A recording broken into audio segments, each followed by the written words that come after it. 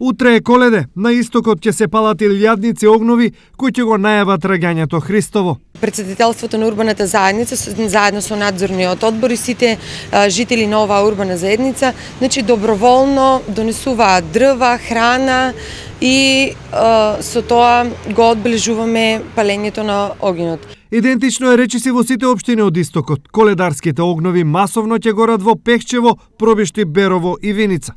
Традицијата на палење оган ја превзема суштината на празникот, па црквата е во мисија верниците да ги врати на вистинскиот пат. Годинава за прв пат нема да гори во црквата. Коледе го славија децата во спомен на пастирите кои го наговестиле Христовото раѓање. Затоа во соборниот храм Свети Никола, во храмот Свети Климент Охридски нема да има палење на огњ, но ќе си има вечерно богослужение, прекрашување на празничниот хлеб и делење на бадникови гранчиња.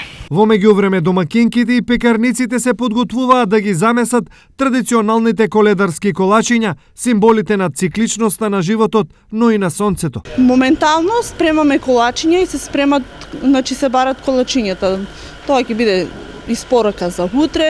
Лани имавме околу 8.000 броеви, ова година и над 10.000 ќе бидат, така да се зголемува количината на рачките секоја година. И се во ова е само вовед во еден од најголемите христијански празници Божик, денот на раѓањето на Исус Христос, Спасителот.